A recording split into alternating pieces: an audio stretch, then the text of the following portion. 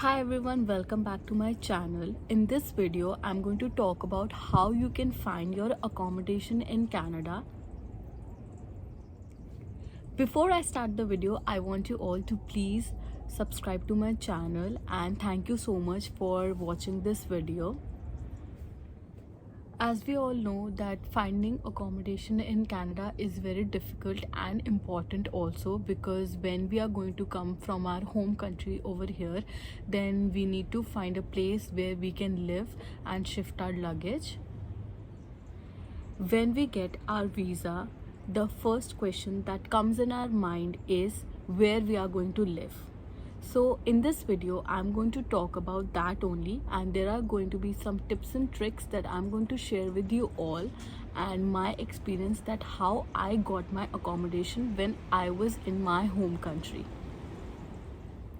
So when I got my visa, one of my friend told me that now I should start looking for a room or like an accommodation where I'm going to live and where I'm going to put my luggage and all my belongings when I'm going to come in Canada.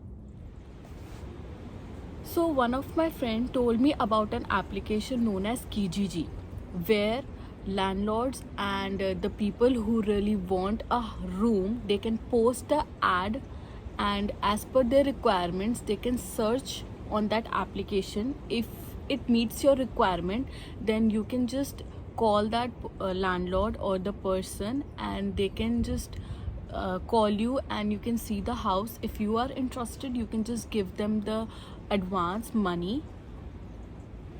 Then I started looking for a room, and it took me about 1 week to get a room, but I had to contact the landlady that I am currently in my home country and I need to get the room from the first of the month, and if she is interested, then I can just transfer her the money, the advance money, so that whenever I come to Canada, and I can just directly go to the house and start living over there, so that I don't have to go to any other place. I contacted the landlady. She said that okay, I can transfer her the advance money. I transferred her the money, and then I had that option that when I'm going to come in Canada, I can give her the rest of the money. So this is how I got my room. It was pretty easy, I think so, but I think there are so many other people who don't get a room from their home country. That was my experience totally. Now I'm going to talk about how you guys can get a room or an accommodation if you are planning to come to Canada. As per my experience, the types of accommodation you can get over here is a house where you can get a upper level, a basement which is a bit cheaper than the upper level, and you can also get an apartment. Number one option is Kijiji, that you can also use when you are already in your home country. But if you don't find any accommodation while you are in your home country, then what is the next step that we can do?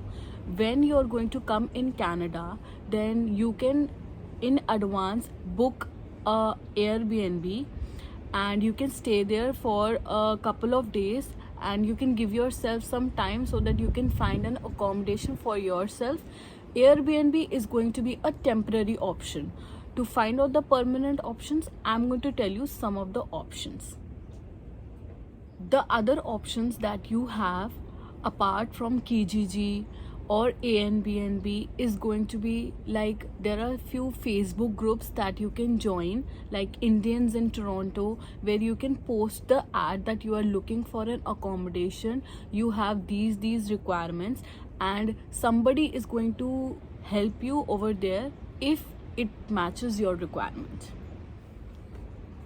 Now, the last option, if you don't get any house or any rental property from your back home and you're not getting any place to stay, then you are going to go for the second option, which is Airbnb.